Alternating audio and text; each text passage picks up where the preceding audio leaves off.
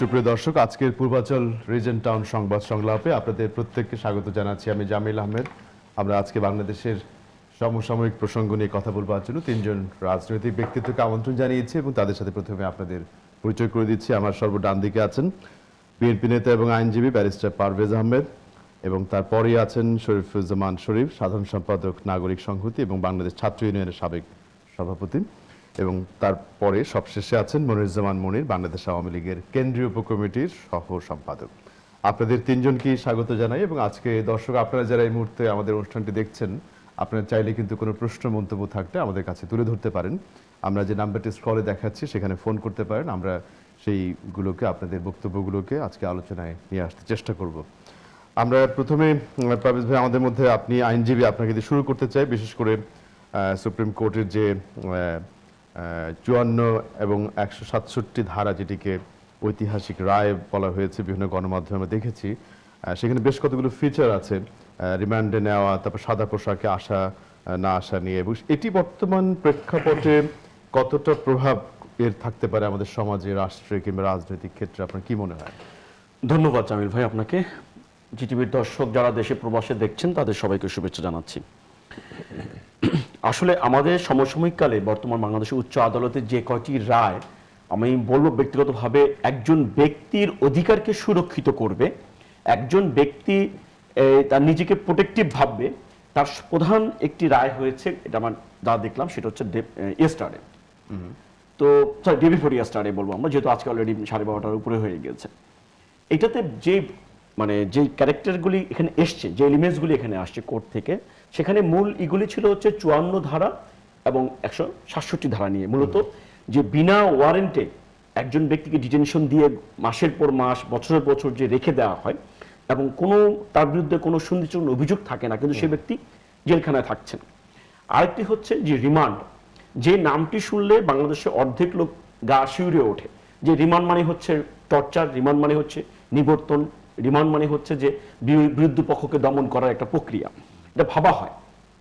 যদিও এই দুইটি ধারার, আপনি দেখবেন জানেন, আমরা প্রত্যেকেই জানি যে এই দুইটি ধারা কিন্তু বেসিক্যালি যারা করেছিলেন কলোনিয়াল একটা টাইমে, তাদের মূল লক্ষ্য ছিল এখানকার যারা প্রজা ছিল, আমরা ছিলাম সাবজেক্ট, আমাদের কাছ থেকে কিভাবে তথ্য আদায় করতে হবে, কিভাবে গ্রেফতার করতে হবে, তার জন্য তারা তৈরি করেছিলেন। সো সেই প্রেক্ষাপটে কিন্তু দ্যাট ওয়াজ ওকে, কারণ তারা আমাদেরকে মনে করতেন শত্রু। সেই এলিমেন্টসকে চিন্তা করে তারা এই আইনগুলি করেছে। কিন্তু আজকে এত বছর পরেও আমরা কিন্তু একই ধারা সেটাকে প্র্যাকটিস করে যাচ্ছি, যার জন্য সুপ্রিম কোর্ট যে অবজারভেশনগুলি দিয়েছে তার মধ্যে আমি বলি খুব সিগনিফিকেন্ট যেটা হয়েছে, আপনি একজন ব্যক্তিকে কোনো অবস্থাতে উইথাউট ওয়ারেন্ট তাকে অ্যারেস্ট করতে পারবেন না, নাম্বার 1। সেকেন্ডলি হচ্ছে, আপনি যদি তাকে কখনো অ্যারেস্ট করতে চান, you have to show your identification, যে আপনি কে। আপনি বলতে পারবেন না যে আমি অমুক জায়গা থেকে এসেছি, আমি অমুক থানার ওসি, আপনি সিভিল ড্রেসে এসেছেন, তাকে একজনকে উঠিয়ে নিয়ে যেতে পারবেন না যে আপনার অমুক জায়গায় যোগাযোগ করেন, not like that. You have to clarify yourself first, যে আপনি কোত্থেকে এসেছেন, কোন জায়গা থেকে এসেছেন, দেখাতে হবে। Of course you have to show your identification, যে আমি অমুক জায়গা থেকে এসেছি, অমুক থানা থেকে এসেছি, আমার এই হচ্ছে আমার আইডি কার্ড, আপনাকে আমার সঙ্গে যেতে হবে, নাম্বার 1। কিন্তু তার আগে মেক শিওর করতে হবে তার বিরুদ্ধে এলিগেশন আছে এবং সেটা সুনির্দিষ্ট আদালত কর্তৃক অনুমোদিত হতে হবে, নাম্বার 1। সেকেন্ডলি আপনি আসেন যে আমাদের মধ্যে একটি জিজ্ঞাসা, আমি বললাম যে জিজ্ঞাসাবাদের নামে যে বিরোধী পক্ষকে দমন করার জন্য, আমি অপরাধীর ক্ষেত্রেও বলবো, কারণ একজন অপরাধী কিন্তু নিজেকে ডিফেন্স করার একটা প্রক্রিয়া থাকতে হবে। তার কাছ থেকে আপনি জ্ঞানতেন উপায়ে তথ্য আদায় করবেন, এটা কখনো সভ্য জগতের কথা হতে পারে না। তো এই জন্য দেখা যায় যে অনেক, আমরা প্রায় দেখি আদালতের কাছে 164 দেওয়া হয়েছে, পরবর্তীতে আবার সেই 164 উইথড্র করার জন্য আবার আবেদন করা হয়েছে। এরকম ক্রিমিনাল মামলায় আমরা দেখি যে গাণিতিক হার ধরেন এটা 99%কে ছাড়িয়ে যায়।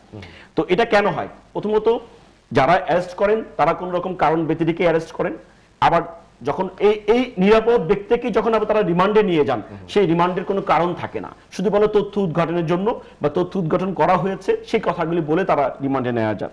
তো এখানে দেখবেন যে গ্রেপ্তারকৃত যে ব্যক্তি গ্রেপ্তার হবেন, তাকে কি করতে হবে, পছন্দের, তিনি যাকে প্রিফার করেন তার চয়েস মতো তার লয়ারকে সে অ্যাপয়েন্ট করতে পারবে এবং তার রিলেটিভ যারা আছে তার সঙ্গে তাকে পরামর্শ নেগোশিয়েট করার সুযোগটা দিতে হবে। মনে হচ্ছে জনবান্ধব অনেক অনেকটা, এবং জিজ্ঞাসাবাদের আগে পরেও সেই যে ব্যক্তিকে গ্রেফতার বা রিমান্ডে নেওয়া হবে তাকে অবশ্যই মেডিকেল এটা দিতে হবে, টেস্টটা দিতে হবে, যাতে তার মানে রিমান্ডের আগে তার অবস্থা কেমন আছে এবং রিমান্ডের পরে তার কেমন আছে, কেমন হয়েছে। যদি কোনো কারণে সে বোঝা যায় যে এই ব্যক্তি রিমান্ডে নেওয়ার পরে তাকে অসুস্থ বানানো হয়েছে বা তাকে নির্যাতন করা হয়েছে, তাহলে কিন্তু সেই পুলিশ অফিসার, সংশ্লিষ্ট যে ইনভেস্টিগেশন অফিসার ছিল, তার বিরুদ্ধে কিন্তু 330 ধারায় মামলা হতে পারে। এই যে কোর্টের যে জিনিসগুলি এসছে, এটা কিন্তু অনেক বড় অ্যাডভান্সমেন্ট।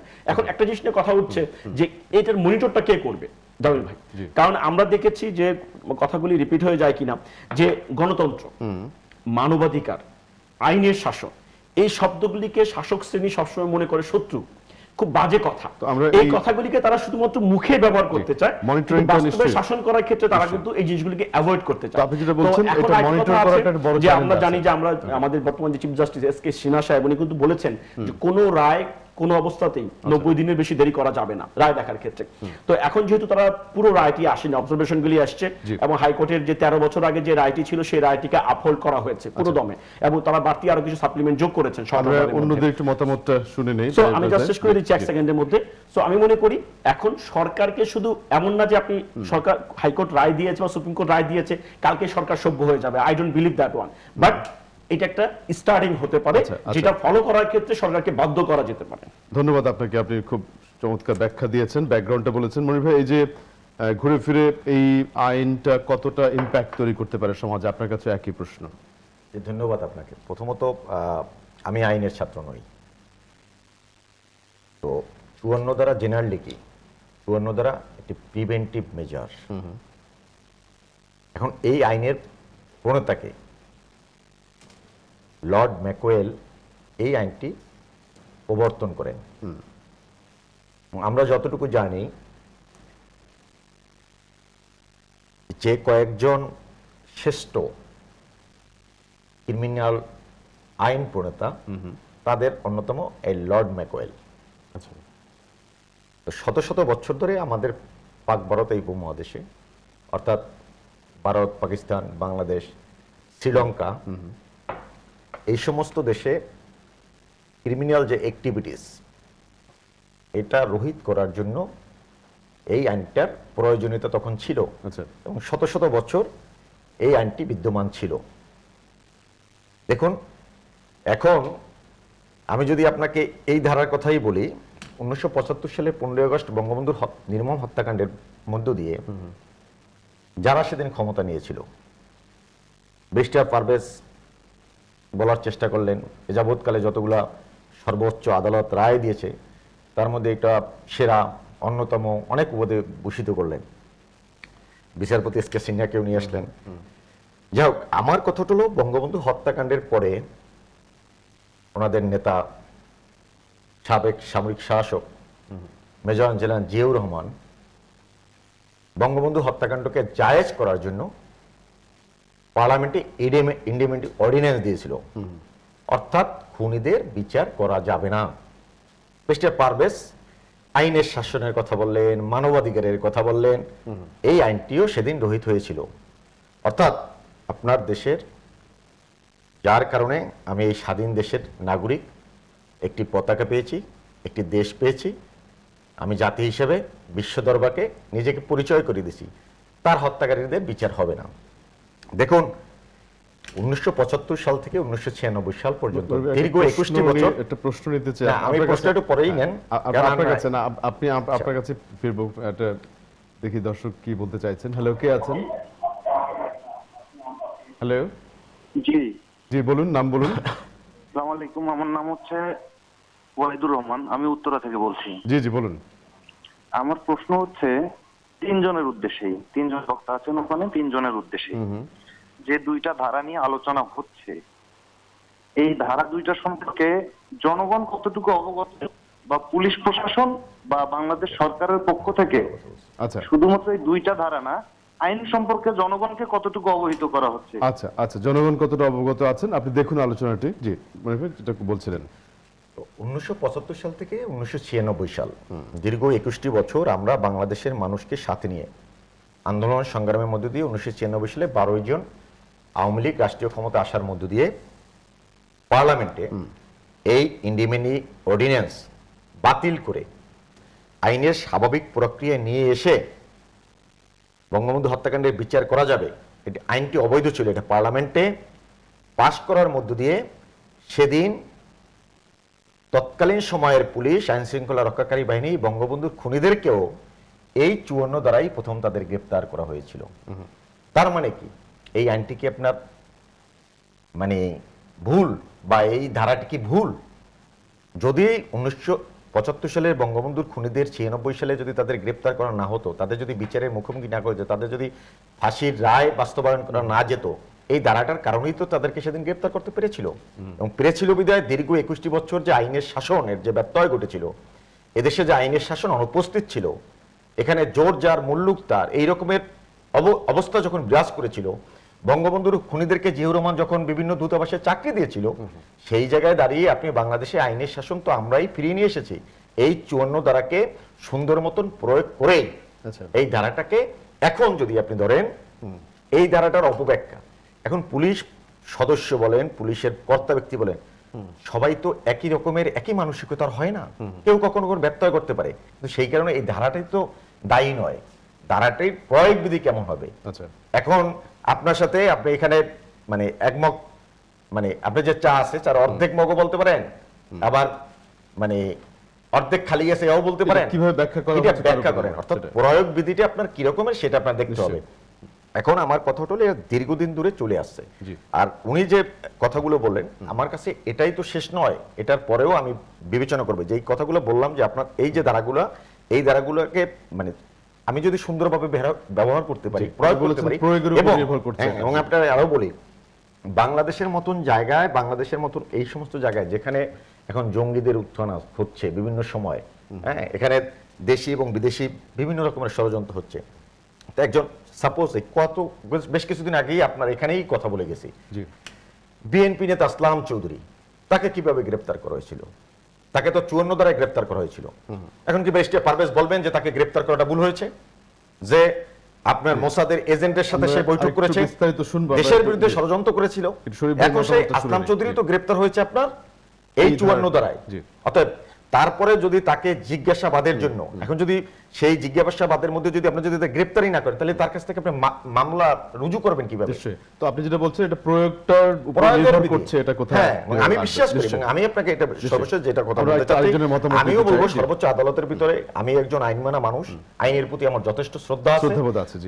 সর্বোচ্চ আদালত যেটা করেছেন, এবং এই বিষয়গুলোও মাথা রাখবেন যে আপনি এদেশে নাশকতা করতে পারেন, আমি বা আপনি এই জিটিভিতে আপনি একটা বোম বাস্টিং করতে পারেন, বোম ব্লাস্ট করতে পারেন, এটা আপনি জানার পরে পুলিশ যদি এটা জানে, ইনফরমেশনটা তার থাকে, এখন কি মামলা করে তারপর আপনাকে অ্যারেস্ট করতে আসবে নাকি?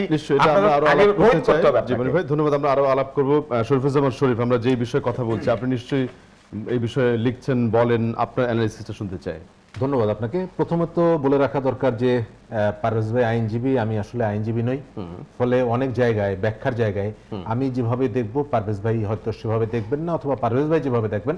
আমি পারভেজ ভাইয়ের কথা বললাম যে আমরা যে 3 জন বসে আছি তার মধ্যে পারভেজ ভাই আইনের সাথে জড়িত।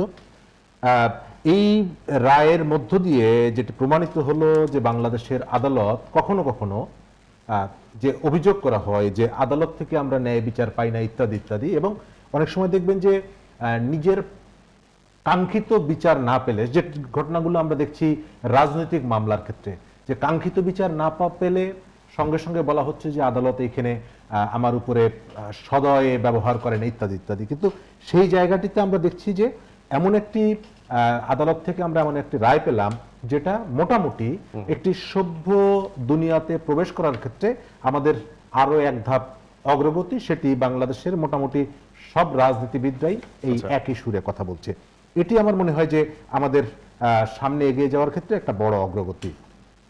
এখন আইন, যে আইনগুলো হয়, আইন কিন্তু খারাপ না, ভালো আইন আছে, কিন্তু সে আইনের প্রয়োগটা হচ্ছে কিভাবে। আপনি দেখবেন যে আজকেও, গতকালকেও প্রথম আলো পত্রিকায় দেখবেন যে সাধারণ মানুষ নির্যাতিত হচ্ছে, সাধারণ মানুষ আইনকে ব্যবহার করে সাধারণ মানুষের উপরে নিপীড়ন চালানোর ঘটনাটা প্রতিনিয়ত ঘটছে। গতকালকের পত্রিকায় যেটি দেখছেন, একজন প্রতিবন্ধী একটি পা নেই, একটি ক্রাচে ভর করে হাঁটে, তাকে চুরির আসামি করে তাকে আদালতে চালান দেওয়া হলো এবং তার জামিন বাতিল করে তাকে জেলখানায় পাঠানো হলো। যে লোকটি নিজে চলতে পারে না অন্যের সহায়তা ছাড়া। এবং পুলিশের পক্ষ থেকে বলা হলো যে পুলিশ তাকে গ্রেপ্তার করেছে, পরিবারের পক্ষ থেকে বলা হয়েছে যে 10,000 টাকা চাওয়া হয়েছিল, আমরা 10,000 টাকা দিতে পারিনি, সেই কারণে এই ধরনের একজন নিরীহ মানুষকে গ্রেপ্তার করা হয়েছে। যখন গণমাধ্যম কর্মীরা পুলিশের কাছে জানতে চাইলেন বিষয়টি, পুলিশ বলছেন যে না, আমি তার জন্য তাকে দয়া করেছি, তাকে আমি রিমান্ড চাইনি, তাকে রিমান্ডে আমি নিতে পারতাম। অর্থাৎ আপনার এই ধরনের প্রতিবন্ধী মানুষের সুরক্ষার জন্য আপনার আইন কিন্তু আছে। এবং দেখা গেছে গতকালকে যে ছবিতে তাকে হাত কড়া পরানো হয়েছে, একটি পা নেই যে লোকটির, আচ্ছা। তাকে হাত কড়া পরিয়ে জেলে নিয়ে যাওয়া হচ্ছে, আদালতে হাজির করা হচ্ছে। হাত কড়া কখন পরানো হয়? যে মানুষটি পালিয়ে যেতে পারে, সম্ভাবনা থাকে, যে মানুষটির একটি পা নেই, একটি পা দিয়ে সে হাঁটছে, তিনি কিভাবে চুরি করতে গেলেন, তিনি কিভাবে পালিয়ে যাবেন, এই প্রশ্নগুলো আপনি করতেই পারেন, কিন্তু সেখানে উত্তরটি আপনি কি পাবেন? আমাদের এই যে আইনের ব্যত্যয়টি ঘটলো, এই ধরনের আইন যেমন আছে, আইনের ব্যত্যয় প্রতিনিয়ত ঘটছে। এখন যদি আমাদের রাজনৈতিক সদিচ্ছা যদি থাকে এই আইনগুলোকে যথাযথভাবে প্রয়োগের ক্ষেত্রে, তাহলে আপনি এই আইনগুলোর সুফল আপনি পাবেন। আজকে একটি জায়গায় 16 জনকে সুনির্দিষ্ট মামলার আসামি করা হলো, আর 3000 মানুষকে, অজ্ঞাত মানুষকে আসামি করা হলো। এখন যদি একজন মানুষকে গ্রেপ্তার করে, যাকে 54 ধারায় ধরা হতো সন্দেহজনক ভাবে, তাকে যদি এই মামলার আসামি করে দেওয়া হয়, একটা প্রশ্ন তাহলে সেটি নিতে কি চাই হবে? আমি, নিশ্চয়ই আমি একটা প্রশ্ন নিতে চাচ্ছি। হ্যালো, কে আছেন আমাদের সাথে? হ্যালো, আসসালামু আলাইকুম। ওয়ালাইকুম আসসালাম, বলুন। জি, আমি লক্ষ্মীপুর থেকে সাফায়েত হোসেন। জি। আমার মনিরুজ্জামান কাছে প্রশ্ন, বর্তমান কি উনি যে বলতেছে আইনের দ্বারা, আইন তো ওনাদের নিজেদের একদলীয় ভাবে চলতেছে, যে কোনো জায়গায় দেখতেছি আমরা বর্তমানে ওনাদের একদলীয় ভাবে চলতেছে। বর্তমান আমলিক যারা করে তাদের জন্য ওনাদের আইন নাই, আর যারা আমলিক করে না তাদের জন্য ওনাদের আইনটা বিপক্ষে হয়ে যায়। কথাটা পরিষ্কার আসেনি। হয়নি। একদলীয় শাসন, উনি একটা কথা মানে দুই তিনবার বলার চেষ্টা করেছেন। ক্লিয়ার না আসলে আচ্ছা, কথাটা। আমি পারভেজ আপনার কাছে একটা ছোট্ট সাপ্লিমেন্ট করতে বলি আপনাকে, তারপর মনির ভাই বলবেন। এই যে একজন দর্শক প্রশ্ন করেছিলেন, এগুলো আইনজীবীরা জানেন, জনগণ কতটা জানে, কোনটা dos and don'ts? Yes, absolutely Jamil ভাই, যেটা একটু আমি সংক্ষেপে খুব বলুন। বলার চেষ্টা করছিলাম, আসলে এটা কিন্তু একটা মাইন্ড সেটআপের প্রশ্ন, যে আপনি কিভাবে নিচ্ছেন। এই যেমন ধরেন, সর্বপ্রথম আমি কথা বলেছিলাম যে গণতন্ত্র, মানবাধিকার, আইনের শাসন শব্দগুলি শাসক গোষ্ঠী খুব ভয় পায়। ঠিক সেই ভয়টা প্রতিফলন হলো মনিরের মধ্যে। আমরা দেখলাম আমার বন্ধু মনির, ও কি করলেন, উনি চন্দ্রধারাকে উনি জাস্টিফাই করার চেষ্টা করলেন, হুইচ ইজ, মানে আমি বুঝলাম না এটা কি আপনি লজিক্যাল নাকি ইলজিক্যাল, আমি বুঝতে পারছিলাম না। কারণ চন্দ্রধারা কিন্তু আমাদের কারো প্রতিপক্ষ নয়। আদালত একটি অবজারভেশন দিয়েছে, দ্যাট ইজ মানে এটা অ্যাবসলিউট এখন এই মুহূর্তে। এখন আদালতের রায় যদি বঙ্গবন্ধু মার্ডারের কেসের ক্ষেত্রে হয় বা অন্যান্য ক্ষেত্রে হয়, তখন সেটা অ্যাবসলিউট হবে। আর এখানে অ্যাপিলেট ডিভিশন রায় দিয়ে দিয়েছে, তারপরে উনি ভাবছেন যে এখানে বোধহয় কিছু কথা বলার আছে। আমার কথাটি হচ্ছে কি, আপনি যখন ক্ষমতায় থাকবেন, আপনার দেখার দৃষ্টিভঙ্গিটা চেঞ্জ করতে হবে, because this chair will not be forever. এই চেয়ারটিকে দেখার যে ট্রিটমেন্ট আমাদের মধ্যে, আমরা ভাবছি যে আমি পাওয়ারে আছি, আমার জন্য 54 ধারা মাইন্ডসেটটা চেঞ্জ করবে কারা? রাজনীতিবিদরা না, রাজনীতিবিদরা যদি আপনি ব্রডার সেন্সে আছেন তাহলে হবে না। আপনাকে যারা, আমি মনে করি যারা ক্ষমতায় আছেন তাদের কাছ থেকে আগে, but they have to start first, তাদের কাছে সেই ক্যাপাসিটি আছে, সেই মেকানিজমটা আছে। এই আইনটা বেনিফিশিয়ারি কিন্তু জনগণ, কিন্তু জনগণ কতটা এই কথাগুলো জানতে পারবে? জনগণ জানতে পারবে, এর মূল দায়িত্ব হচ্ছে সরকারকে এগিয়ে আসতে হবে। সরকার যেমন তাদের অন্যান্য ডেভেলপমেন্ট ইস্যুতে যেমন ক্যাম্পেইন করে, বিভিন্ন ইস্যুকে জনগণকে অ্যাড্রেস করার চেষ্টা করে, যে দিস এন্ড দ্যাট তারা এটা করেছে, ঠিক তেমনি ভাবে হাইকোর্টের, সুপ্রিম কোর্টের এই রায়টিকে জনগণের মাঝে পপুলার করা, অ্যাওয়ারনেস বিল্ড আপ করা, ক্যাম্পেইন করা, সমস্ত কিছু সরকারের দায়িত্ব। বিকজ এই জুডিশিয়ারি, গভর্নমেন্ট, অ্যাডমিনিস্ট্রেশন সব is part of this country. আরো বলবেন? আমি একটু খুব সংক্ষেপে যাবার আগে একটা সাপ্লিমেন্ট ছিল, আপনাকে একটু প্রশ্ন করেছিল, যে ওটা যদি একটু রেসপন্ড করেন আরো ডিটেইল বলতে না, পারবেন। আমি ডিটেল বলার আগে মানে উনি যেটা বললেন সেটা তো আসলে উনি নিঃসন্দেহে, ধন্যবাদ ওনাকে প্রশ্ন করার জন্য। উনি রাত জেগে টেলিভিশন দেখছেন, টক শো দেখছেন। আচ্ছা আমি, আপনি অনুমতি দিলে একটা প্রশ্ন আছে, আবারও নিতে চাই, দর্শকের আগ্রহ আছে আজকের বিষয় নিয়ে। হ্যালো, কে আছেন? হ্যালো, জি বলুন। আসসালামু আলাইকুম। ওয়ালাইকুম আসসালাম। আমি কক্সবাজার থেকে নাসিরউদ্দিন বলছিলাম। জি জি বলুন। আমি মনির ভাইকে একটা প্রশ্ন করব। মনির ভাই, আসসালামু আলাইকুম। আসসালাম। আচ্ছা মনির ভাই, আপনি যে বললেন অনেকগুলো টানছেন, আমি একটা প্রশ্ন করবো। আপনি 54 ধারায় আসলাম ভাইকে অ্যারেস্ট করছেন, হ্যাঁ, আসলাম ভাই ইন্ডিয়াতে গেছে এবং বিভিন্ন জনের সাথে দেখা করছে। এই যে না, আমার প্রশ্নটা একটু শুনে। জি জি, করে ফেলুন প্রশ্নটা আপনি। জি, কিন্তু যার সাথে দেখা করছে উনি তো একজন বিরোধী দলের নেতা, উনি তো কোনো ওখানকার মোসাদের সদস্য না যে আপনি বললেন সোয়ান্নগরে ওনাকে অ্যারেস্ট করছে। তা আপনারা ক্ষমতায় আছেন, যেমন তেমন ভাবে একটা লোককে অ্যারেস্ট করছেন, এটা একটা প্রশ্ন উত্তর দিবেন। তো এটা আচ্ছা, এটাই প্রশ্ন আপনার, ঠিক আছে। জি, প্রথমত বিষয় হলো যে ব্যক্তি এর আগে ফোনে কথা বলেছিলেন বা ফোন করে, আমি যে কথাটা বলবো সেটা হলো যে বাংলাদেশের রাজনীতির যে এই যে আইনের শাসন বা ব্যত্যয় ঘটা, সেটা তো 1975 সালে 15 আগস্ট বঙ্গবন্ধু হত্যাকাণ্ডের মধ্যে দিয়ে ঘটেছে। তো আপনি যদি আজকের এই অবস্থা দেখেন, তাহলে 2001 সাল থেকে 2006 সাল পর্যন্ত বাংলাদেশের শাসন ব্যবস্থা কে ছিল?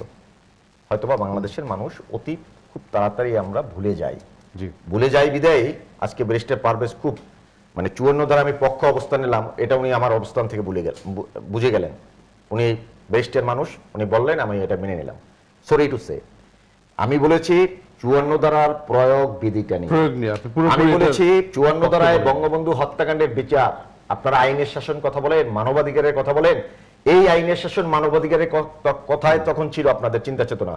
আপনি যে দলটি করেন সেই দলটি 1975 সালে 15 আগস্ট বঙ্গবন্ধু হত্যাকাণ্ডের মধ্য দিয়ে পার্লামেন্টে এই হত্যাকারীদের বিচার করা যাবে না, কোন সভ্য দুনিয়ায় কোন এই রকমের কোন বিচারের ব্যবস্থা আছে কিনা সেটা আমি জানি না। আমি সেই প্রশ্নটাকে রেজ করেছি এবং বলেছি 54 ধারায় সুন্দর মতন প্রয়োগ করে বঙ্গবন্ধুর একটা খুনিদেরকে প্রেক্ষাপট সেই সময় ছিল। জি, সেই তাদেরকে ওইটা ইন্ডিপেন্ডেন্ট অডিয়েন্সটা বাতিল করে নতুন করে আইন করে সংসদে পাস হয়ে 54 ধারায় ওদেরকে গ্রেফতার করে খুনিদের বিচার করা হয়েছে, এটা বলেছি। 54 ধারা আমি বলেছি 54 ধারার যে পজিটিভ দিকগুলো আছে আমি বলছি আপনাকে বুঝতে হবে।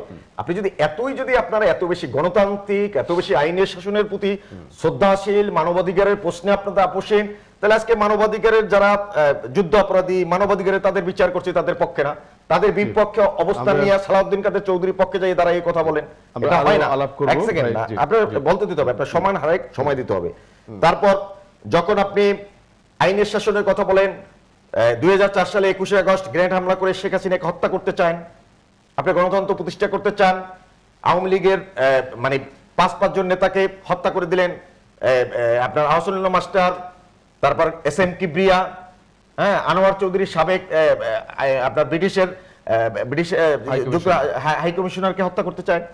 তো আপনাদের নিজেদের অবস্থাটা যদি এতই ভালো হয়ে থাকে যে 54 ধারাটা আপনাদের খুব খারাপ ধারা, তাহলে আপনারা তো বেশ যখন টেলিভিশনে আসেন বলেন বিএনপি নেত্রী বহুবার ক্ষমতা আসছে, এটা বহুদলীয় মানে এটা অনেক বড় দল, এই রকমের যখন কথা বলেন, এই দলটা যখন ক্ষমতা ছিল তখন এই উদ্যোগটা আপনারা নিলেন না কেন? তাহলে আপনারা এইটাকে যে অপছন্দ করেন, এটা বাদ করে দিতে আরো বলবেন, আমরা ফিরে আসার পরে বলবেন নিশ্চয়ই। দর্শক আপনারা আমাদের সাথে থাকছেন, আমরা আজকে সংবাদ সংলাপে ফিরে আসছি অল্প সময় পরে। আমরা বিরতির পরে আবার ফিরে এলাম আজকের রিজেন্ট টাউন সংবাদ সংলাপে। বিরতিতে যাবার আগে কিছুটা আমরা 54 ধারা এবং 167 ধারার বর্তমান ফিচারগুলো কিছু প্রয়োগ নিয়ে কথা বলেছি। এটা একটু বড় ভাস্ট একটা ব্যাপার। আপনি যেটা বলেছেন যে এটা রায়টি এখনো পূর্ণাঙ্গ প্রকাশিত হয়নি, আমরা নিশ্চয়ই ওয়েট করবো এবং আরো এটা নিয়ে কথা বলবো। কিন্তু একটা প্রসঙ্গ আজকের গণমাধ্যমে একটু অ্যালার্মিং, যেটি আমরা গত কয়েক সপ্তাহ ধরে আলাপ করেছি। আমি একটু প্রথমে শরীফ ভাইকে দিয়ে শুরু করতে চাই। এই যে মানবতা বিরোধী বিচারের একটি রায় হলো মতিউর রহমান নিজামীর, যেটি আমাদের পার্শ্ববর্তী দেশ পাকিস্তান সেটিকে টার্ম করছে পাঞ্জাবের একটি প্রাদেশিক পার্লামেন্ট যে তাকে নিশানি পাকিস্তান উপাধি দিতে হবে। এটি হচ্ছে সর্বোচ্চ উপাধি পাকিস্তানের, মানে সম্মানের দিক থেকে। তারা যেটা বলছে যে পাকিস্তানের সম্মান প্রোটেক্ট করতে যে উনি মারা গেছেন। আপনি কিভাবে ইন্টারপ্রেট করেন এটাকে? যখন 71 সালের মুক্তিযুদ্ধ হয় তখন এই পাকিস্তানি ভাবাদর্শ রক্ষা, পাকিস্তানের অখণ্ডতা টিকিয়ে রাখা, অর্থাৎ বাংলাদেশের মুক্তিযুদ্ধ বিরোধী যে অংশটি জামাত ইসলাম সহ যে অংশটি নেতৃত্ব দিয়েছিল, মুক্তিযুদ্ধের বিপক্ষে অবস্থান নিয়েছিল, তাদের প্রধান ছিলেন গোলাম আজম। এবং আপনি যদি দেখেন যে গোলাম আজমের 5 ছেলের সবাই সেই সময়ে প্রাপ্তবয়স্ক ছিল এবং গোলাম আজম বিভিন্ন সভা সমাবেশে বারবার বলেছেন যে পাকিস্তান যদি রক্ষা না হয় তাহলে ঈমান টিকবে না, ঈমানের স্বার্থে পাকিস্তানকে রক্ষা করতে হবে। এই কথা বলে অনেক মানুষকে, অনেক যুবককে, তরুণকে রাজাকার বাহিনীতে পাঠিয়েছে, যুদ্ধের মাঠে পাঠিয়েছে এবং তাদের ভিতরে অনেকে মৃত্যুবরণ করেছে। কিন্তু গোলাম আজম তার যে 5 সন্তান, তাদের কেউকেই মুক্তিযুদ্ধের সময় পাকিস্তান রক্ষার জন্য কেউকে কিন্তু যুদ্ধ করতে পাঠায়নি। সেই জায়গাটায় নিজামী তার জীবন বাজি রেখে বিভিন্ন জায়গায় পাকিস্তানি বাহিনীর পক্ষে তিনি লড়াই করেছেন পাকিস্তান রক্ষা করার জন্য, এবং নিজামীর এই যে অবদান পাকিস্তানের পক্ষে সেটি পাকিস্তান স্বীকার করে নিচ্ছে। এবং আপনি যদি এই ঘটনার মধ্য থেকে জামাত ইসলাম যে পাকিস্তানি ভাবাদর্শের একটি দল, 1971 সালের মুক্তিযুদ্ধে আজকে তুরস্ক কি বলছে, অ্যামনেস্টি কি বলছে, অন্যান্যরা কি বলছে সেটি প্রচার হচ্ছে। কিন্তু আমার মনে হয় যে সরকার এবং মুক্তিযুদ্ধের সময় এই যে অপরাধের বিচারের পক্ষে যারা, তারা এই বিষয়গুলো সামনে তুলে আনতে পারছে না। আমার মনে হয় যে তুরস্কের প্রেসিডেন্ট যখন বলে যে তিনি একজন ধর্মীয় নেতা ইত্যাদি ইত্যাদি, যখন পাকিস্তানের পার্লামেন্টে, পাঞ্জাবের পার্লামেন্টে, এবং আপনি দেখেন যে সেখানে দুটো প্রস্তাব পাশ হয়েছে। একটি প্রস্তাব হচ্ছে ড্রোন হামলায় সেখানে একজন তালেবান নেতা মারা গেছে তার বিরুদ্ধে, এবং সেই প্রস্তাবটি দিয়েছেন সেখানকার যে তেহরিকে ইমরান খানের যে যে দল, সেই দলের নেতা। আর নেওয়াজ শরীফের মুসলিম লীগের একজন নেতা নিজামীর এই কথাটি বলেছেন, এবং তিনি শেষে বলেছেন যে নিজামী পাকিস্তানের পক্ষে যে আনুগত্য প্রকাশ করেছে, পাকিস্তান রক্ষার জন্য তার যে ত্যাগ, সেই ত্যাগের স্বীকৃতি হিসাবে তাকে পাকিস্তানের সর্বোচ্চ খেতাব দেওয়া উচিত। অর্থাৎ পাকিস্তান বারবার সাক্ষ্য দিচ্ছে যে জামাত ইসলাম 71 সালের স্বাধীনতার বিরুদ্ধে, মানবতার বিরুদ্ধে তারা। আমি একটা সাপ্লিমেন্টারি প্রশ্ন আপনাকে করতে চাই, আপনি বলবেন এই যে পাকিস্তান এর আগে একটা স্টেটমেন্টে বলেছে তারা আন্তর্জাতিক আদালতেও যেতে চায়, জাতিসংঘের কাছে এটিকে নিয়ে অভিযোগ জানাতে চায় যে তাদের দেশের পক্ষে কাজ করার কারণে বা এই ধরনের করার কারণে এই ধরনের বিচারের সম্মুখীন হতে হয়েছে। জাতিসংঘের কাছে এই ধরনের প্রপোজাল কিংবা বিচার কতটা আপনার মনে হয় রেসপন্স পেতে পারে? এই বিষয়ে বলার আগে আমি যে কথা শরীফ ভাই বললেন, দেখুন 1971 সালের মহান মুক্তিযুদ্ধের সময় পাকিস্তানিদের পক্ষ হয়ে নিজামী, মতিউর রহমান নিজামী, গোলাম আজম, সাইদি, কামরুজ্জামান, এরা যে অপরাধ করেছে, যে সীমাহীন অন্যায় করেছে ইসলামের নামে, ইসলামের দোহাই দিয়ে, ইসলামে কোথাও কি লেখা ছিল যে আপনার নারী দর্শন, পাকিস্তানিদের হাতে আমার বাঙালি মা বোনদেরকে তুলে দেওয়া তাদের ভোগ বিলাসের জন্য? যারা এই কর্মকাণ্ডগুলো করেছে, দুঃখজনক হলেও সত্যি, আমরা এই দেশেই দেখেছি যারা আমার মহান মুক্তিযুদ্ধের সময় যারা 30 লাখ শহীদের সাথে সরাসরি জড়িত ছিল, যারা 2,69,000 মা বোনের ইজ্জত মানে সম্মানহানি ঘটিয়েছিল, তাদেরকে এই স্বাধীন দেশে তারা পতাকা দিয়েছিল। আজকের সেই পাকিস্তানের অবস্থানটা, সেই কারণে পাকিস্তানের অবস্থানটা তো তারা জানে যে একটি বাংলাদেশে বড় একটি রাজনৈতিক দল এই জামাত ইসলামকে অন করে, জামাত ইসলামের পক্ষ অবলম্বন করে, জামাত ইসলামের নেতাদেরকে গাড়িতে পতাকা দিয়েছে। এবং পাকিস্তান যখন এই রকমের কাজ করে আমরা অবাক হই না। পাকিস্তানের যেমনিভাবে পাকিস্তান এই অবস্থান নিয়েছে সরাসরি, এখানে আমরা একটি বড় রাজনৈতিক দলকে কি দেখি, যখন নিজামী, মুজাহিদ, সাকা এদের যখন ফাঁসি হয় তখন বিএনপির কোনো অবস্থান নেই, কোনো রকমের কোনো মন্তব্য করে না। তখন কি বলে যে এইটা ঠিক হয়েছে কিনা, এটা ইন্টারন্যাশনাল স্ট্যান্ডার্ড হয়েছে কিনা, অর্থাৎ ইনিয়ে বিনিয়ে এই পাকিস্তানি ভাবাদর্শে কথা বলা, জামাতের পক্ষে কথা বলা, যুদ্ধ অপরাধীদের পক্ষে কথা বলা। আর আপনি যে কথা বলছেন জাতিসংঘ যাবে কি যাবে না, আমি দেখেন এই গত 93 দিনে বেগম খালেদা জিয়া যে নাশকতা করেছিল, যে আগুন সন্ত্রাস করে 231 জন মানুষ হত্যা করেছিল, 2000-এর অধিক মানুষকে পেট্রোল বোমা পুড়িয়ে ঢাকা মেডিকেল কলেজ সয়লাভ হয়ে গেছিল, সেই বিএনপি জামাত আন্তর্জাতিক আদালতে গিয়েছিলেন এই ব্যাপারেই যে এই সরকার এইটা মানবাধিকার লঙ্ঘন করেছিল, গণহত্যা, মানবীয় অপরাধ করেছিল এই সরকার। সেটাও গতকালকে সুখের বিষয় হলো ওই আন্তর্জাতিক আদালত ওই বিএনপি জামাতের সেই অভিযোগকে প্রত্যাখ্যান করেছে। আমি বিশ্বাস করি বাংলাদেশের মহান মুক্তিযুদ্ধে গোটা তাবৎ দুনিয়ায় যে 2-1টি দেশ সরাসরি মুক্তিযুদ্ধের মধ্যে দেশ স্বাধীন হয়েছিল, মুক্তিযুদ্ধের মধ্য দিয়ে একটি স্বাধীন রাষ্ট্রের জন্ম হয়েছিল, সেই দেশের অভ্যন্তরীণ বিষয়ে আন্তর্জাতিক আদালতে গেলে ওনারাও প্রত্যাখ্যাত হয়ে আসবেন, এটাই আমি একজন বলছেন। হ্যাঁ, সেটাই আমি প্রত্যাশা করি। পাকিস্তান কি বলে বা কি বলে না তাতে কিছু যায় আসে না। It's a failure state. ওরা এখন ধ্বংসের শেষ প্রান্তে। এখন বাংলাদেশের এই সমস্ত বিষয়গুলো নিয়ে ওরা যত বেশি কথা বলবে, এটা আমি খুব স্বাভাবিকভাবে দেখি। ওদের অবস্থানটা ক্লিয়ার। ওরা 1971 সালে ওদের অবস্থানটাকেই পরিষ্কার করে দেয় যে 1971 সালে ওরা এদেশের 30 লক্ষ শহীদকে হত্যা করেছিল, 2,69,000 মা বোনের ইজ্জত লুণ্ঠন করেছিল। এবং আজকে যারা পাকিস্তানিদের পক্ষ হয়ে কথা বলে, আজকে বাঙালি জাতিকে সোচ্চার হইতে হবে তাদেরকে চিনে রাখার জন্য। তাদের বিরুদ্ধে আমাদেরকে আগামী দিনে লড়াই করতে হবে। আন্তর্জাতিক আদালতে যে বিএনপি জামাতের অভিযোগ যেটি প্রত্যাখ্যান হয়েছে বলে গণমাধ্যমে আসছে, এটা কি একটু আপনি একটু ডিটেইল বলবেন? আচ্ছা, আমি আসতেছি একটু একটু করে, যেহেতু এই জন্য আমরা অনেকক্ষণ পরে যেহেতু সময় কম আর পিছনে যেতে পারছি না। আচ্ছা, নাম্বার 1 হচ্ছে আমি একটু আমি সময়ের মধ্যে শেষ করে দিব। আমরা 54 ধারা আমি শেষ করে দিচ্ছি, কথা বলছিলাম। তার মধ্যে বঙ্গবন্ধু হত্যাকাণ্ড চলে আসলো, কেমন জানি আসলো আমি জানি না, বুঝতে পারি না, কোনো খুঁজতে চেষ্টা করতেছিলাম, জিয়াউর রহমানও চলে আসলো ওর মধ্যে, ফাঁক দিয়ে ঢুকে। আমি বুঝি নাই 54 ধারার মধ্যে আমি শেষ করে দেব, ছাপা আপনি বলেন। আমি বুঝতে পারি না বঙ্গবন্ধু কথা বলেই কি গায়ে জ্বালায়? আমার right to talk what I say no, একজন বলেন, let me explain my position. 54 ধারার মধ্যে দিয়ে বঙ্গবন্ধু হত্যাকাণ্ড বিচার হচ্ছে। You can explain. No you have to say please let me explain. বেস্টটা না আপনি গণভর কোনো দরকার নাই তো। 54 ধারাটার মধ্যে দিয়ে বঙ্গবন্ধু হত্যাকাণ্ডের বিচার পথ। আচ্ছা, সেটা বলেছেন জনগণ জেনেছে, আমি বলেছি আমি বুঝি নাই। আপনি কেন বুঝবেন না? আপনার বুঝার রাইট আছে, না বুঝার রাইট আছে। আমরা তো বললাম আপনি একজন আইনজ্ঞ, আমি বুঝতে পারি না। সুপ্রিম কোর্টে থেকে রায় দিয়েছে, ওখানে বলে নাই। আচ্ছা, আমরা পেছন দিকে কেন বলে না? 54 ধারা অনুষ্ঠিত হয়েছে বঙ্গবন্ধু খুনিদের বিচার।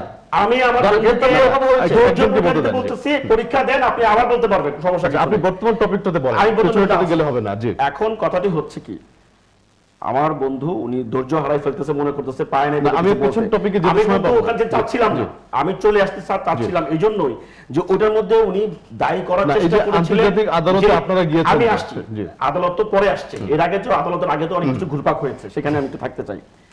জিয়াউর রহমান সাহেব ইন্ডেমনি করেছে, উনি ডাইরেক্ট বলে দিল ইতিহাস বিকৃতির মিথ্যাচার একটা সীমা থাকা উচিত। আমি পরিষ্কার করে বলছি, আওয়ামী লীগের সংসদ, আওয়ামী লীগ কর্তৃক নির্বাচিত সদস্যরা, আওয়ামী লীগের মনোরঞ্জন ধর এমপি যিনি তৎকালীন আইনমন্ত্রী, তার নেতৃত্বে তখনকার পার্লামেন্টে এই ইন্ডেমনিটি আইনটি পাশ হয়েছে।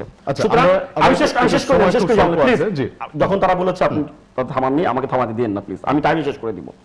এখন 54 ধারা 168 ধারা যারা করেছে তারা বর্তমান প্রেক্ষাপট চিন্তা করেছে। বঙ্গবন্ধু হত্যাকাণ্ডের বিচার কিন্তু শেষ হয়ে গিয়েছে, ওটা নিয়ে কিন্তু এখানে ডিবেট ছিল না। কিন্তু আমার বন্ধু অনাকাঙ্ক্ষিতভাবে 54 ধারার সাথে 167 কে মিলিয়ে বঙ্গবন্ধু হত্যাকাণ্ডের আসামিদের গ্রেফতার করেছে, এই 54 ধারা এটা জাস্টিফাই করেছে। উনি কতগুলো প্রয়োগের কথা বলেছেন। আপনি শুনেন, 54 ধারায় গ্রেফতার না করলে কি বঙ্গবন্ধু হত্যাকাণ্ডের মামলা চালু করা যেত না? সো এগুলি হচ্ছে কি একটা মানে না জানলে বলা। এখন আপনি আসেন যে উনি বলেছেন আসলাম চৌধুরী, আমি সরি টু সে বলছি, যত গর্জে তত বর্ষে না। কিরকম ভাবে আসলাম চৌধুরীকে মোসাদের এজেন্টের সাথে মিটিং এর কথা কাল্পনিক গল্প বানিয়ে কিন্তু রিমান্ড চাওয়া হয়েছিল। আদালত, উচ্চ আদালত তথ্যের মধ্যে ঘাটতি দেখা সত্ত্বে ওইটাকে স্থগিত করে দিয়েছে, নাম্বার 1। এখন পর্যন্ত তাকে রিমান্ডে নেওয়া হয় নাই, ক্লিয়ার করছি আমি। সেকেন্ডলি হচ্ছে সেই মামলা কিন্তু অলরেডি পেন্ডিং হয়ে আছে, কারণ সেই মামলার কোনো উপাদান নাই। সেকেন্ডলি আসেন, আজকে আসলাম চৌধুরীকে আবার 10 দিনের রিমান্ড চাইছে। কি মামলা জানেন আপনি? 54 ধারায় না, সেই মামলা হচ্ছে কি মামলা? নাশকতার মামলা দেখিয়ে। তাহলে ওই যে ওই গল্প শফিক রহমানকে সাহেব নাকি সজীব জয় কি যেমন হত্যা করার পরিকল্পনা করেছিল, সেই গল্প যেমন মিলিয়ে গিয়েছে, এখন মোসাদের গল্প ঠিক চলে যাচ্ছে। হতে পারে আপনার কাছে থাকতে পারে একটা প্রশ্ন আমি নিতে চাচ্ছি না, এখন ওনার কাছে প্রশ্ন কি না হলে এখন নিতে চাচ্ছি না। আচ্ছা ঠিক আছে, এখন সময় কম আছে, আমি শেষ করে দিচ্ছি। তার মানে দেখা যাচ্ছে আসলাম চৌধুরীর বিরুদ্ধে যে অভিযোগটি সেটা কিন্তু একেবারে মিথ্যাচার ছিল, এবং পরবর্তীতে যাকে জড়িয়ে যে আফেন্দি সাহেবকে জড়িয়ে যে কথাটি বলা হয়েছিল তারা সে নিজেরা ক্লারিফাই করেছে। আমি খুবই অল্প ফরজ ভাই, এখন আমি আসলে আপনি যে কথাটি বলেছেন এটি প্রত্যাখ্যান হয়েছে অফিশিয়ালি, কি আপনারা জানতে পেরেছেন? আমি এখন পর্যন্ত এই ব্যাপারে ওয়াকিফাল না, গণমাধ্যমে আসতে পারে, আমি এখনো পার্সোনালি ওয়াকিফাল না। এটা এসছে, যদি এটা কোনো আপনাদের সাবমিশনটা কি ছিল ওখানে? I yet to have any idea regarding these things, because আমি এটা যখন শুনেছি that time I didn't have that much information regarding these issues, that's why I couldn't clarify. তো এখন আমার যেটা কথা হচ্ছে যে আসলে আজকে ব্যাপারটা এরকম না, আমি এখানে আসলাম, আপনি দুটো কথা আমাকে প্রশ্ন করলেন, আমি উত্তর দিয়ে চলে গেলাম, নিজেরা ডিবেট করলাম। It's not like that. আপনাকে আগে চিন্তা করতে হবে যে আপনি what you are presenting to the public, মানুষকে আপনি কি দিতে যাচ্ছেন। আপনি বঙ্গবন্ধু হত্যাকাণ্ড নিয়ে কথা বললেন, বঙ্গবন্ধু হত্যাকাণ্ড নিয়ে তো কেউ দ্বিমত করছে না এখন। সো আপনি এটাকে এই ইস্যুটাকে এনে মানুষকে তো আপনি অন্যভাবে করতে পারেন না, বায়াস করতে পারেন না। আপনাকে কি করতে হবে, এই যে 54 ধারা এবং 164 এর কথাটা উচ্চ আদালত বলে দিয়েছে, দ্যাটস ইজ অ্যাবসলিউট নাও। এখন কিন্তু আপনি এটা নিয়ে ডিবেটের কোন জায়গা, হ্যাঁ আপনি রায় নিয়ে বিভিন্ন কথা বলতে পারেন, এটাকে আরো বেশি আপডেট করা যায় কিনা, বিস্তারিত রায় যখন বের হবে তখন শেষ হয়ে গিয়েছে। আর এটা তো নিয়ে এখন আমাদের যেটা প্রশ্ন হচ্ছে যে এখন আমাদের মধ্যে দেখা যাচ্ছে অনেক ক্ষেত্রেই যে আমাদের সরকারি দলের মধ্যে যে প্রবলেমটা হচ্ছে, তারা কোনো কথা নিতে পারে না। এখন তারা যদি মনে করে যে আমাদের সমস্ত কিছুতে তাদের পক্ষে থাকতে হবে, তাহলে তো গণতন্ত্রের কথা বলার দরকার নেই। একটা ইন্ডিভিজুয়াল রাইটের, যেমন আপনি জানেন, ইন্ডিভিজুয়াল রাইটের সবচেয়ে বড় জিনিসটাই হচ্ছে একজন ব্যক্তির স্বাতন্ত্র্য বোধটা বজায় থাকবে। আমি যদি তার সঙ্গে এগ্রি করি তাহলে তো গণতন্ত্র থাকে না। গণতন্ত্র হচ্ছে একজন ব্যক্তি স্বাতন্ত্র্যবাদের প্রধান ক্রাউন, প্রধান মুকুটটাই হচ্ছে ব্যক্তি স্বাতন্ত্র্য। ধন্যবাদ আপনাকে। সেই জায়গাটাকে তারা ডিগনিফাইড না করে বরং সেটাকে ডিস্ট্রয় করার জন্য তারা মিশন নিয়ে নামে, তাহলে গণতন্ত্র চাই না। আমি বলে শেষ করে দিচ্ছি 1 সেকেন্ডের মধ্যে, আমার বক্তব্য আমি আগাতে চাই না কারণ সময় যেহেতু কমাতে বলেছেন। আজকে বাংলাদেশে, সারা বাংলাদেশে আপনি জানেন বোধহয় যে 9টি পৌরসভায় মেয়র নির্বাচনের প্রার্থী ছিল এবং পৌরসভা নির্বাচনটি হয়েছে এবং বাংলাদেশে এই যাবৎকালের অন্যতম একটি সুষ্ঠু নির্বাচন হয়েছে আজকে। সেই নির্বাচনে 9টি পৌরসভায় 7টিতে আওয়ামী লীগ জয়ী হয়েছে এবং 2টিতে প্রার্থী, স্বতন্ত্র প্রার্থী জয়ী হয়েছে, তারাও আওয়ামী লীগের বিদ্রোহী প্রার্থী। তারপর 9 জনতে 9 জনই পেয়েছে। আমি কথাটি কেন বললাম, সেখানে আপনি দেখবেন যে বাংলাদেশের নির্বাচনটি কোথায় যে ঠেকেছে। আমি 1 সেকেন্ড শেষ করে দিচ্ছি, 1 সেকেন্ড লাগবে আমার, না শেষ করে দিচ্ছি। সেখানে হচ্ছে সর্বমোট ভোট ছাগলনাইয়া পৌরসভায় কাস্ট হয়েছে 17,574 ভোট আওয়ামী লীগ পেয়েছে, বিএনপি পেয়েছে মাত্র 764টি। এই হচ্ছে আমাদের গণতন্ত্র। আপনার কাছ থেকে এই যে আন্তর্জাতিক আদালতে যেটি পারভেজ সাহেব বলতে চাচ্ছেন না বা বলতে বলেননি, আপনি যেটি ফলো করেছেন রিপোর্টটি, যে সাবমিশনটা কি ছিল খুব সংক্ষেপে একটি বিষয়, এবং পারভেজ ভাইদের যে জিনিসটা বলার চেষ্টা করেছেন, বিএনপি জামাত যে আইন, যে বিচারটি নিয়ে গেছিল সেটি তারা খারিজ করে দিয়েছে। কি বিচার? ওনারা কি বলেছেন যে সরকার কোন ব্যাপারে দায়ী ছিল? ওনাদের সাবমিশনটা তাদের এটা ছিল যে এটাও একটি মানবতা বিরোধী অপরাধ, কারণ এখানে অন্য ঘটনাগুলোকেও এই যে জামাত ইসলামের যে বিচারটি হচ্ছে বা জামাতের নেতাদের সুযোগ পেলেই সেটিকে কিভাবে ছোট করা যায়, লঘু করা যায়, তার একটি প্রবণতা বিভিন্ন সময় আমরা দেখি। এবং আমার মনে হয়েছে যে ওই সময় যে আন্তর্জাতিক আদালতে এই ঘটনা নিয়ে যে বিচারের জন্য যাওয়া হয়েছিল, সেটির দৃষ্টিভঙ্গিটা ওই জায়গায় ছিল যে 71 সালের মানবতা বিরোধী অপরাধের জন্য যে বিচারটা হচ্ছে, ঠিক তার প্যারালাল আমি আরেকটি বিচার ইন্টারন্যাশনাল মিডিয়ার কাছে বা আন্তর্জাতিক কমিউনিটির কাছে নিয়ে গেলাম যে এটাও একটি মানবতা বিরোধী অপরাধ। হ্যাঁ, প্রত্যেকটি হত্যাকাণ্ডের বিচার হওয়া উচিত এবং যারা ঘটনাটি ঘটিয়েছে, ঘটনাটি তো মিথ্যা না যে এখানে পেট্রোল বোমা পড়েছে, এখানে মানুষ মরেছে, এবং রাজনৈতিক কর্মসূচি যারা দিয়েছিল তাদের ঘাড়ে একটি ঘটনা অবশ্যই বর্তায়। একই সঙ্গে এটাও আপনার খেয়াল রাখতে হবে যে যাত্রাবাড়িতে একটি বাসের মধ্যে, বিএনপির কর্মসূচির মধ্যে বাসে পেট্রোল বোমা ছোড়া হলো, মানুষ মারা গেল, অবশ্যই বিএনপির উপরে তার একটি অংশ অবশ্যই বর্তাবে যেহেতু তার কর্মসূচি। কিন্তু একই সাথে এটাও খেয়াল রাখতে হবে যে একটি পেট্রোল বোমা মারার জন্য বিএনপির 16 জন বড় নেতাকে আপনি হুকুমের আসামি করছেন, এটিও বিষয়টা কিন্তু হাস্যকর, কারণ একটি পেট্রোল বোমা মারার জন্য 17 জন কেন্দ্রীয় নেতাকে নির্দেশ দিতে হয় না। আর সর্বশেষ, আমার নিশ্চয়ই সময় ফুরিয়ে এসেছে, এই যে দুটো দল যে ঝগড়া করছে, ঝগড়া কিন্তু মাঝে মাঝে তারা একত্রিত হয়। গতকালকে ফতুল্লায় দেখেছেন শিক্ষক শ্যামলকান্তি ভক্তের ফাঁসির দাবিতে একটি সমাবেশ হয়েছে। সেই সমাবেশে জেলা বিএনপির সাংগঠনিক সম্পাদক সভাপতিত্ব করেছে এবং জেলা আওয়ামী লীগের নেতারা সেখানে বক্তৃতা করেছে এবং অভিন্ন বক্তব্য ছিল যে শ্যামলকান্তির ফাঁসি চাই। শেষ বক্তব্য হচ্ছে, এই ক্ষেত্রে আপনার ইন্টারপ্রিটেশনটা কি, কেন দুটো দল একসাথে কথা বলেছে? এটা অনেক সময় তাদের স্বার্থের কারণে কোথাও কোথাও যে মিলে যায় এবং তখন এই যে ঝগড়াঝাটি ইত্যাদি ঢাকা পড়ে যায়। স্বার্থটা কি ছিল? আমার ধারণা হচ্ছে সেইখানে যারা শ্যামলকান্তিকে লাঞ্ছিত করেছে, যারা অপমানিত করেছে, যারা এই ঘটনাকে ধর্মীয় কালার দিয়ে এটিকে ঘোলা পানি শিকার করার চেষ্টা করেছে, মাছ শিকারের চেষ্টা করেছে, হয়তো তাদের কাছে কোনো না কোনো ভাবে এদের স্বার্থ জড়িত। এবং আমরা বিভিন্ন সময় দেখি যে একসাথে ব্যবসা করে, একসাথে বাণিজ্য করে, ইত্যাদি ইত্যাদি, এই রকমের আর্থিক কতগুলো ঘটনা আমরা এই শ্যামলকান্তি ভক্তর বিষয় নিয়ে অনেক আলাপ করেছি, আরো আলাপ করবো। আপনাদের তিনজনকে হয়তো আমন্ত্রণ জানাতে হবে আরেকবার। আমরা আজকে এই বিষয়ে আর সময় আমরা অলরেডি কিছুটা বেশি সময় নিয়ে ফেলেছি, আবার আরেকদিন এই বিষয়ে কথা বলতে চাই। দর্শক, আপনাদেরকে আমরা ধন্যবাদ জানাতে চাই আজকে আলোচনায় আমাদের সাথে যোগ দেওয়ার জন্য। আমরা আগামীতে আবারও হাজির হব অন্য কোনো বিষয় নিয়ে। আপনারা ভালো থাকবেন এই আশাবাদ জানিয়ে আজকে এখানেই শেষ করতে চাই।